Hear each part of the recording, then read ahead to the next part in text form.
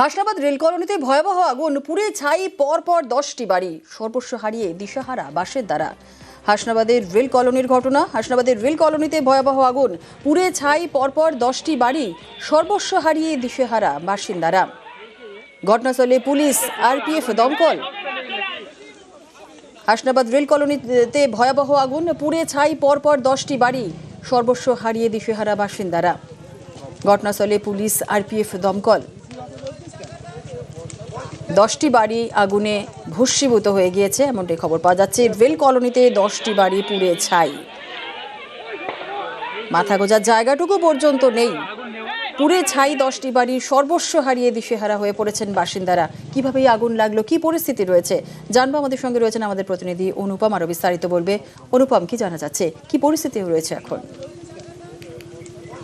হ্যাঁ দেখো, যে হাসনাবাদ শিয়ালদা শাখার যে হাসনাবাদ রেল স্টেশনের যে কলোনিতে যে 10টি বাড়িতে গতকাল রাত থেকে প্রায় 12টা 15 নাগাদ তখন একটি বাড়িতে হঠাৎই আগুন ধরে যায় এবং সেই বাড়ির ভিতরে যে ছিল সে বুঝতে পেরে বাইরে দৌড়ে চলে আসে এবং চিৎকার চেঁচামেচিতে আশেপাশে যেসব বাড়িতে তারাও বেরিয়ে আসে এবং এলাকার মানুষের তৎপরতায় আগুন দিয়ে নেভানোর চেষ্টা করে, কিন্তু শেষ রক্ষা না করতে পারলে বাড়ি পুরো ভস্মীভূত হয়ে গেছে।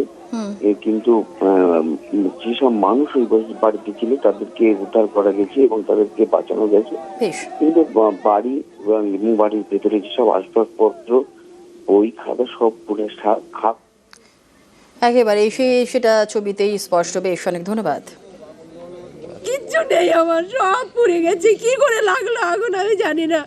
বাইরে দিয়ে ওখানে আমি অপারেশন হয়ে এসেছি, আবার আমার যাওয়ার কথা 21 তারিখ আমার টিকিট করা, সব রেডি করে রেখেছি, সব পুড়ে গেছে। কিচ্ছু কোনো ডকুমেন্টস আমার কিচ্ছু নেই। ওখানে গিয়ে আমি কি করে ডাক্তারের কাছে যাবো, কি করে দেখাবো? আমি দৌড়ে বাইরে এসেছি, বাইরে এসে ওই বাচ্চা দুটো, মা ছিল ঘরে, তাড়াতাড়ি বললাম বাচ্চা দুটোকে নিয়ে বেরিয়ে পড়।